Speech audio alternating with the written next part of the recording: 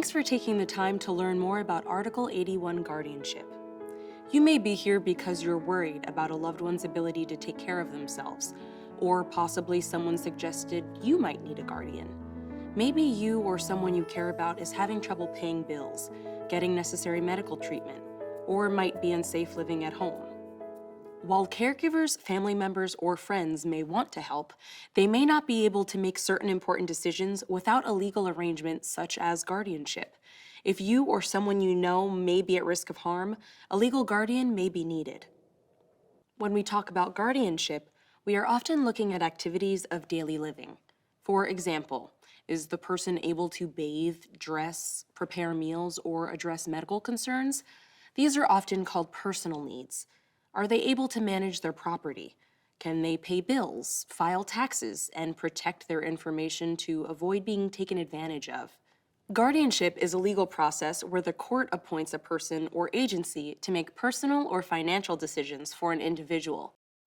In this video, we are talking specifically about something called Article 81 guardianship for incapacitated adults. It got this name because it comes from Article 81 of the Mental Hygiene Law. Here are a few things you need to know about guardianship. Who can be a guardian? Anyone over the age of 18 can become a guardian. This can be a family member or a friend, but if there is no appropriate friend or family member available, the judge may select a qualified person or a nonprofit organization to act as guardian.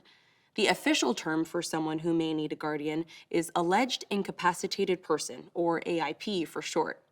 You will hear this term in court and see it on forms. For a judge to appoint a guardian, the judge needs to find that the AIP meets certain criteria. For example, the AIP must be unable to meet some of their personal or financial needs, be incapable of making reasonable decisions, and at risk of harm because they do not recognize that they need help. A person may need a guardian due to Alzheimer's disease or other types of dementia, age-related changes, mental illness, or a traumatic brain injury. Just because someone is diagnosed with one of these conditions or has a disability does not mean they need a guardian. There are alternatives. Guardianship is a last resort. It limits a person's independence and their ability to make some decisions for themselves. It should only be considered when there aren't other tools and services available. A judge will want to see that you've explored all alternatives before pursuing guardianship. Let's discuss the different decision-making powers of a guardian. The court will decide if a guardian should be appointed to make decisions about personal needs, finances and property, or both. In some cases, there can be two guardians, one for personal needs and another for finances and property. Different people or organizations may serve in each role. A guardian will only have the decision-making powers named in the court order, and a judge will only give powers necessary to remove the risk of harm. Many guardians handle personal needs. They can choose a safe place to live, decide who will provide care, and help make medical decisions. For those who need help managing their property, a guardian can help with paying bills, managing income and assets, and applying for and maintaining benefits. Let's talk for a minute about the limitations of guardianship. You may be considering guardianship for someone living with mental illness or a substance use issue. And while there are things a guardian can do to assist someone and encourage treatment, there are limitations.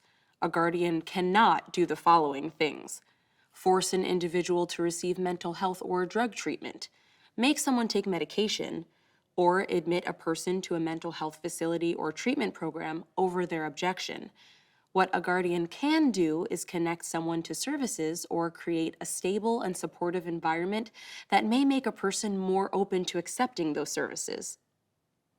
While under guardianship, a person still has their own personal, cultural, ethical, and religious beliefs that may inform their wishes and preferences. These beliefs should guide the guardian's decision-making. Remember, any powers not specifically given to the guardian by a judge remain with the individual. This means that a person can receive support and assistance from the guardian, but still be in control of other parts of their life. Guardianship is also designed to only last as long as needed.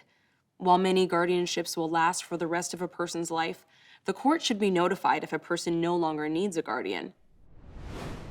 Let's move on and talk about what it means to be a guardian. Becoming a guardian is a big decision and responsibility. If you become the guardian of a friend or family member, you will be entering a more formal relationship with that person. You are also establishing a relationship with the court. Before you can act as a guardian, the court will ask you to file certain documents. You will also need to take a course that explains the roles and responsibilities of being a guardian. Remember, your role is limited to only the powers listed in a court order. If you believe you need more or different powers, you can ask the court for those changes. You also may need court approval for big decisions such as moving someone from their home to a group residence, nursing home, or assisted living facility. The court monitors the guardianship by reviewing reports filed by the guardian. Reports must be filed at the beginning of a guardianship, every year, and at the end of a guardianship. The court will want to see that the guardian is fulfilling their primary responsibility, which is to make sure a person's needs are met. It is extremely important to keep good records about income, costs, big decisions, and purchases made on the person's behalf. You want to be able to answer questions when your reports are reviewed.